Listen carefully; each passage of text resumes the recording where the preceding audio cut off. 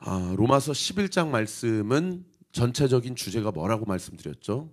하나님께서 유대인들을 완전히 저버리신 것이 아니다.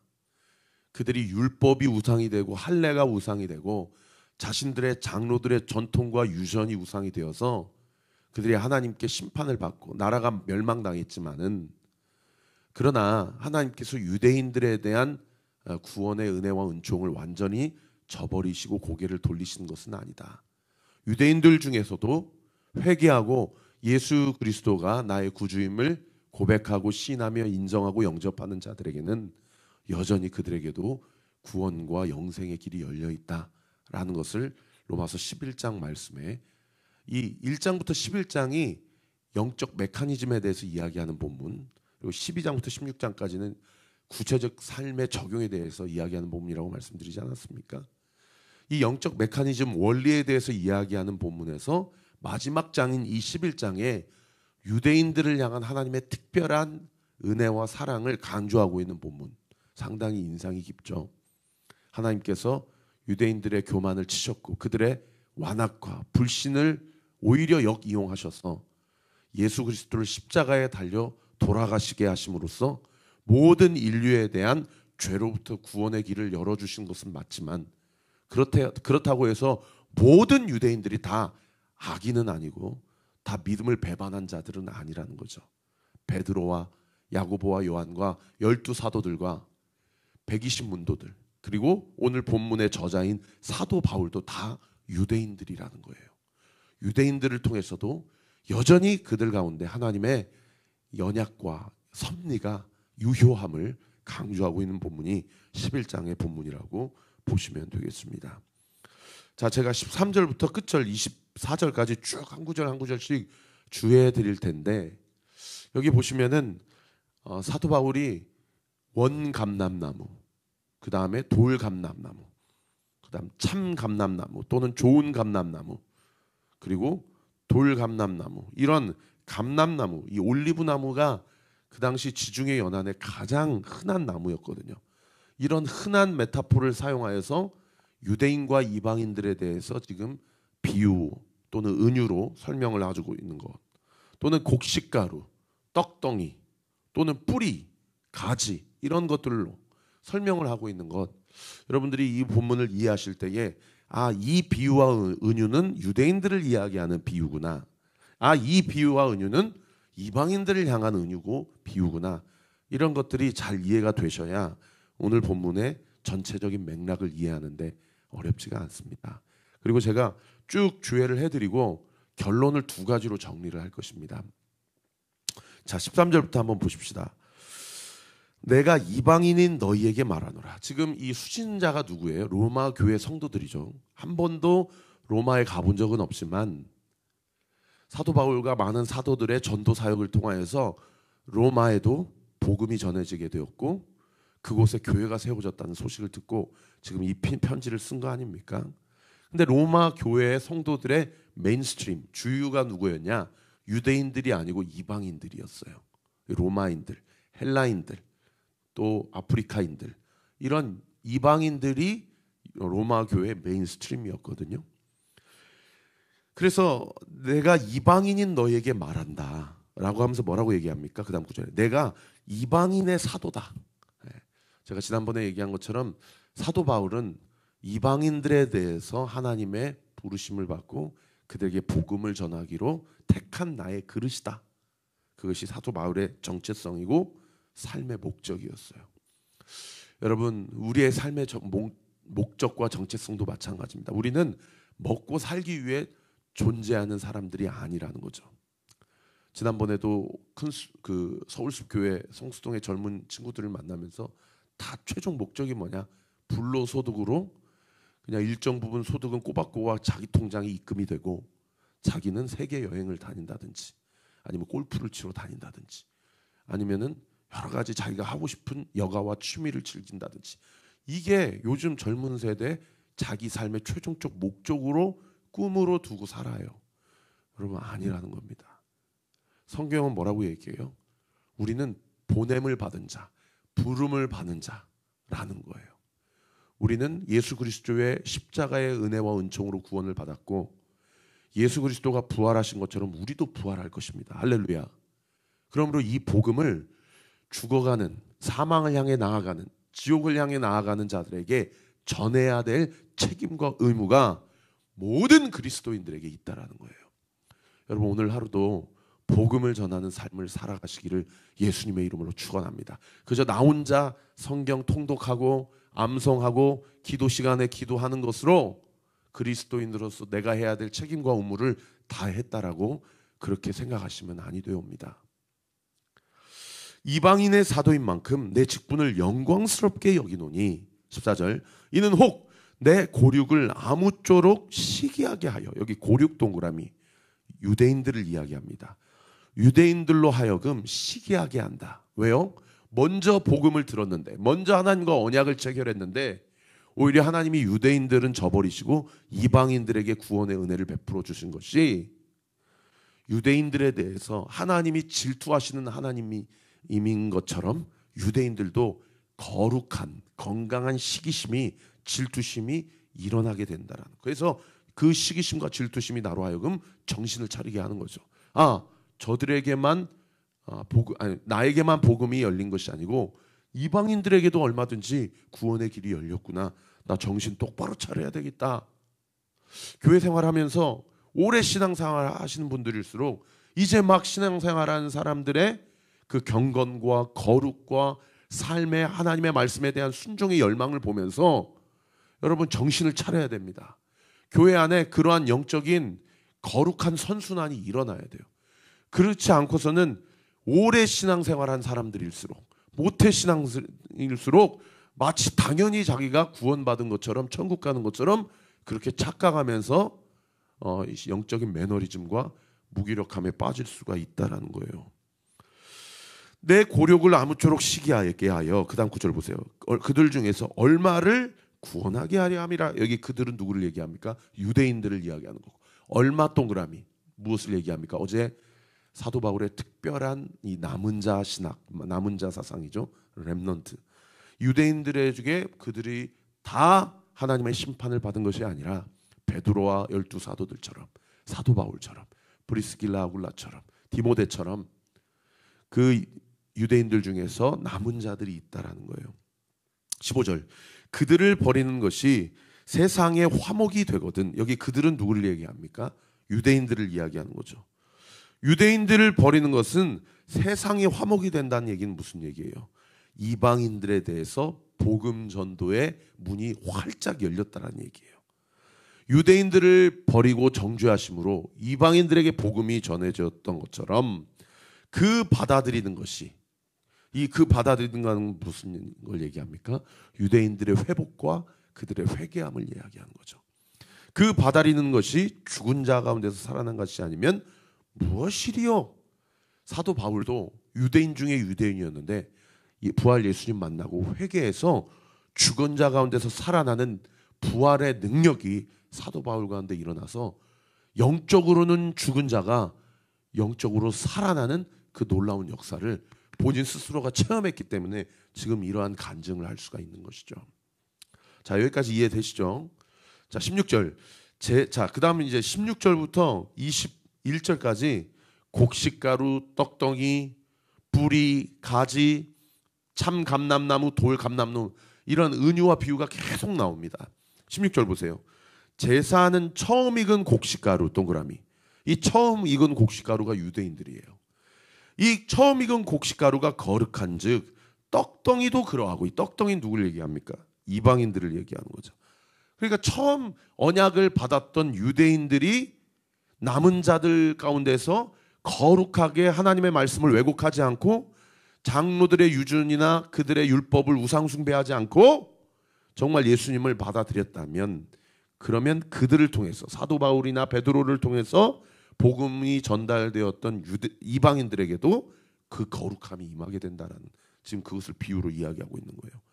그러하고 그 다음 9절 뿌리가 거룩하죠. 뿌리도 유대인들을 얘기하는 거죠.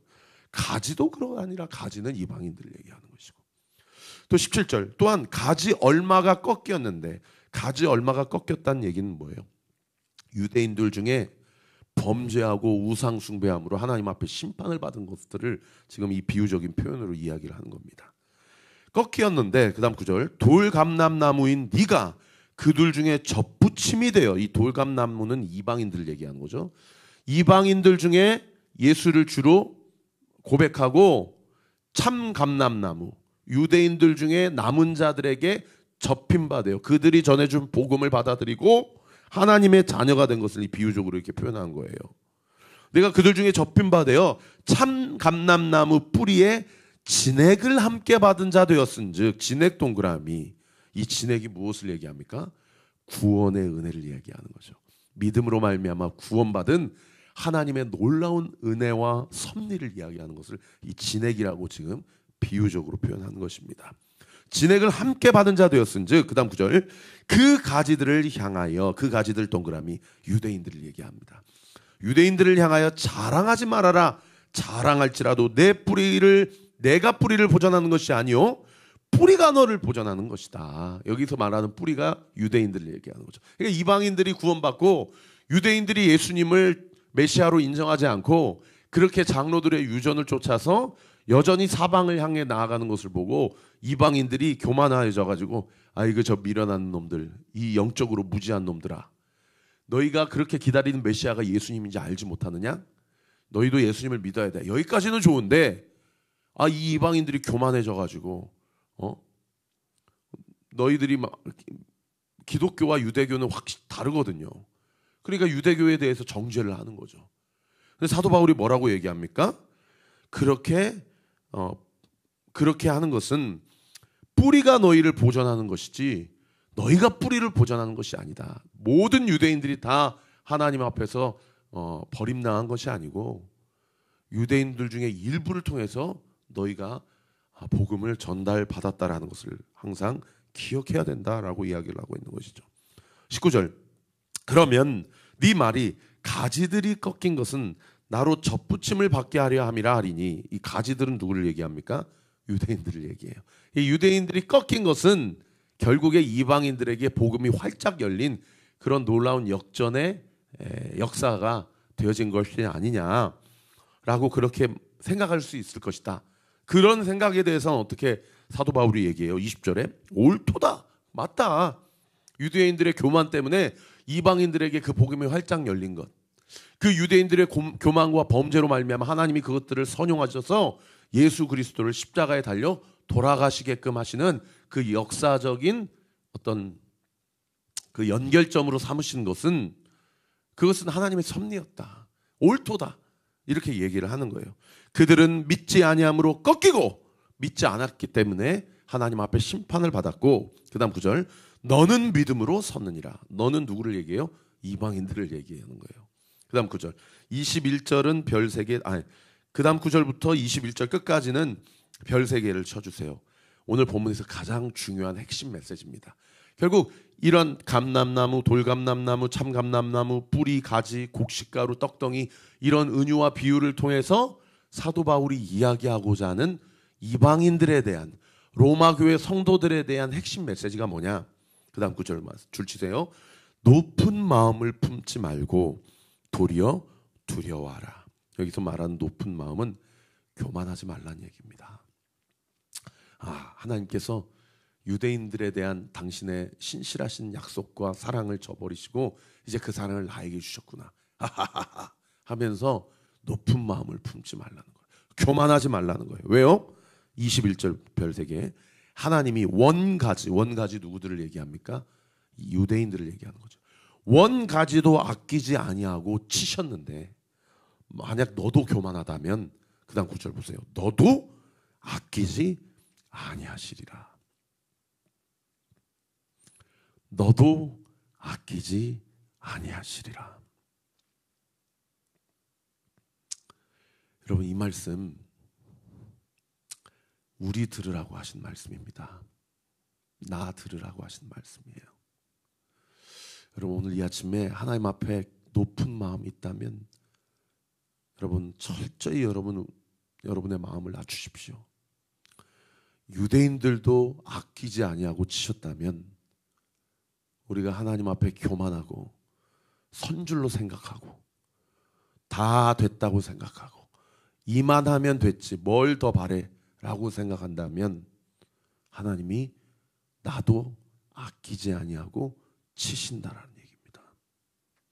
이 말씀이 우리에게 하나님에 대한 경외, 두려워하는 마음으로 이어지는 은혜가 있기를 예수님의 이름으로 축원합니다.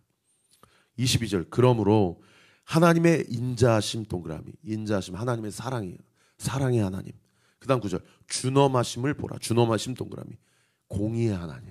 하나님의 두 가지 성품이에요. 사랑의 하나님, 공의의 하나님. 은혜의 하나님, 심판의 하나님. 구원의 하나님, 심판하시는 하나님, 판단하시고 하나님, 정죄하시는 하나님. 하나님의 두 가지 성품이에요. 하나님의 인자하심과 준엄하심을 어떻게 하라고 하고 있어요? 보라라고 되어 있어요. 보라. 다른 번역 성경이 이 보라를 생각하라라고 번역하고 있어요. 여러분 오늘 하루도 하나님의 사랑과 준엄하심을 생각하십시오. 하나님의 사랑을 누리십시오. 하나님의 준엄하심 앞에 높은 마음을 낮추십시오. 그것이 구원받은 자의 마땅한 태도와 자세입니다. 그 다음 9절 넘어지는 자들에게는 준엄하심이 있으니 너희가 만일 하나님의 인자하심에 머물러 있으면 그 인자가 너희에게 있으리라. 그렇지 않으면 너도 찍힌 바 되리라. 하나님의 인자하심에 머물러 있으면 하나님께서 은혜와 긍휼을 베풀어 주시지만 그렇지 않으면 하나님께서 유대인들을 찍어내신 것처럼 너도 찍힘 당하리라 라고 이야기를 하고 있다는 겁니다. 여러분 하나님의 인자하심 안에 머물러 있는 것은 무엇입니까? 하나님의 인자와 준엄하심 앞에 회개하는 거예요. 날마다 자신의 완악함과 교만함과 이기적인 것과 자기중심적인 것과 자신의 연약함을 핑계 삼는 그 모든 것까지 하나님 앞에 인정하고 회개하는 것입니다. 그리고 예수 그리스도께 접붙임 바 되어서 내 힘이 아닌 그리스도께서 나에게 공급하시고 그리스도께서 나에게 말씀하시는 그 힘과 은혜대로 살아가는 자, 그것이 하나님의 인자하심 앞에 머물러 있는 사람들의 특징이라는 것이죠. 오늘 하루도 하나님 안에 인자하심 안에 머물러 있어 하나님 앞에 찍힘당하는 인생이 아니라 하나님의 인자하심을 누리고 그리스도와 함께 동행하는 저와 우리 모든 온누리교회 성도들 되시기를 예수님의 이름으로 축원합니다. 23절 그들도 믿지 아니하는데 머무르지 아니하면, 여기 그들은 누구를 얘기해요? 유대인들을 얘기해요. 여기 이중부정이라는 표현을 썼죠. 믿지 아니하는데 머무르지 아니하면, 이중부정은 강한 긍정이라고 우리가 배웠잖아요. 믿지 아니하는데 머무르지 아니한다는 얘기는 그들도, 유대인들도 회개하고 돌아와서 주님을 믿으면 이란 뜻이에요. 그들도 주님을 믿고 회개하면, 그 다음 9절 보세요. 접붙임을 받으리니, 다시 구원을 받게 된다. 누구처럼? 사도 바울처럼. 사도 바울은 유대인 중에 유대인이요, 바리새인 중에 바리새인이었는데 사도 바울이 회개하고 돌아오니까 하나님이 놀라운 복음 전도의 도구와 그 통로로 사용해 주시는 거 아닙니까? 여러분, 우리가 죄에 거했고 우리가 철저히 주님 앞에서 죄인 중에 괴수였는데 우리가 주님 앞에 회개하고 예수 그리스도를 영접하고 그리스도와 함께 동행하는 삶을 살면 믿지 아니하는데 머무르지 아니하기 때문에 반대로 주님을 강렬하게 믿고 강렬하게 열망하고 주님을 강렬하게 사모하기 때문에 그 사모하는 열심으로 말미암아 주께서 사도 바울을 쓰셨던 것처럼 저와 우리 성도들의 삶 가운데도 역사하시고 동행하시고 함께하시고 책임져 주심으로 우리를 하나님께서 쓰임받는 인생으로 그렇게 살아갈 수가 있다라는 것입니다.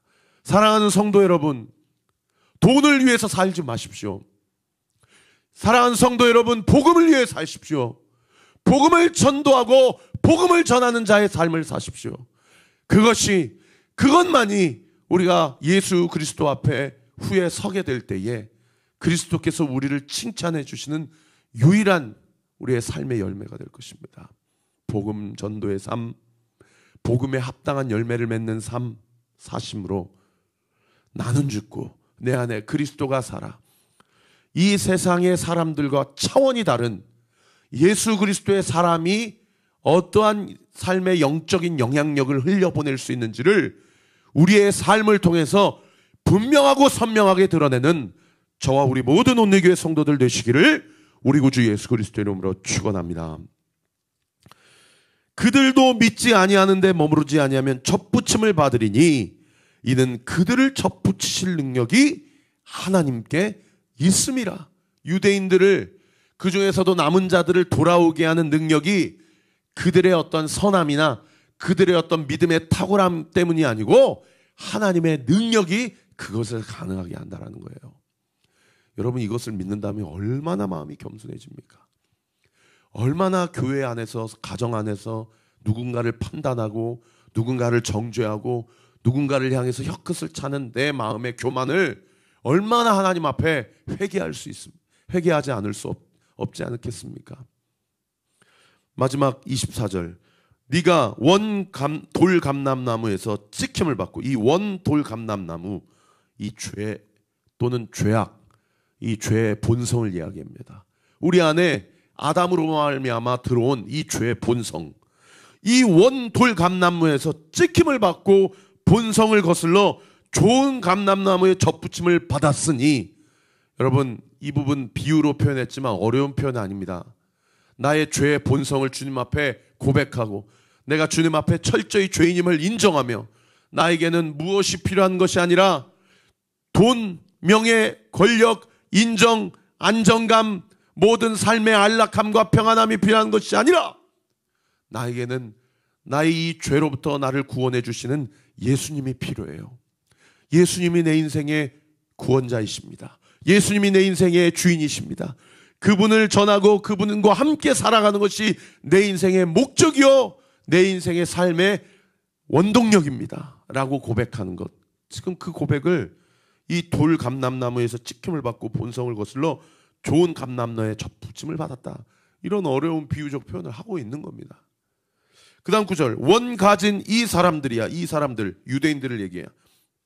유대인들이야 얼마나 더 자기 감람나무에 접붙이심을 받으랴. 유대인들이 회개하면 이방인들이 회개하고 돌아오는 것보다도 더욱더 하나님이 놀라운 은혜와 사랑을 그들에게 부어주실 것이다 라고 유대인들에 대한 하나님의 특별하신 은혜를 강조하고 있는 그런 본문이 11장 전체 맥락이라고 보시면 되겠습니다.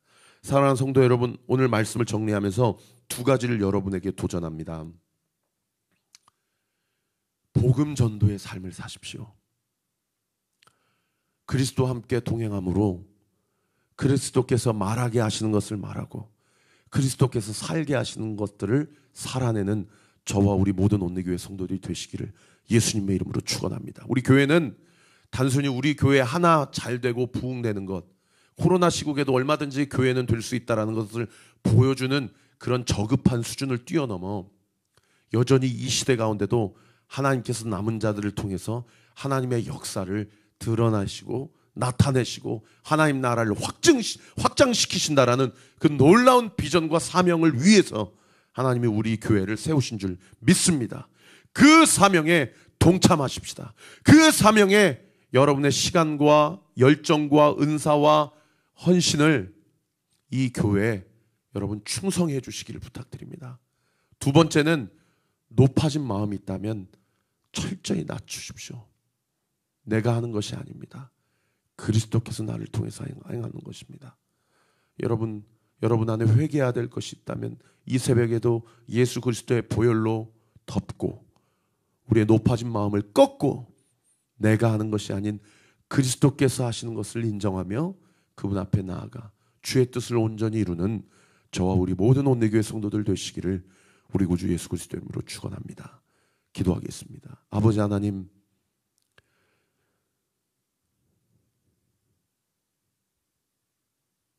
복음 전도자의 삶을 감당하는 복음에 합당한 열매를 맺는 저희의 삶이 될 수 있도록 주님 저희를 불쌍히 여겨 주옵시고 주님 저희를 온전히 사용하여 주옵소서.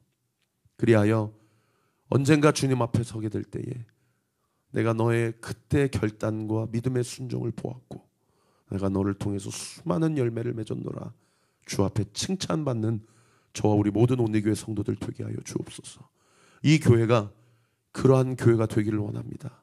아버지, 저부터서 우리 많은 성도들 안에 그저 우리 교회에 자립하고 그저 우리 교회 유명해지고 그저 우리 교회 많은 사람들이 모이는 것이 이 교회를 세우신 하나님의 목적이 아님을 인정하게 하여 주옵시고 이 마지막 시대에 주께서 어떤 일을 행하게 하시고 어떤 일을 통하여 당신의 영광을 드러내게 하실런지를 우리가 기대하고 갈망하는 마음으로 하나님의 마음을 시원케 드리는 저와 우리 모든 성도들 되게 하여 주옵소서. 우리 안에 높아진 마음들 낮추시고 우리 안에 우리의 굳어진 마음을 기경하여 주셔서 하나님의 은혜와 섭리 가운데 주의 영광을 향해 나아가는 저와 우리 모든 온리교회 성도들 되게 하여 주옵소서.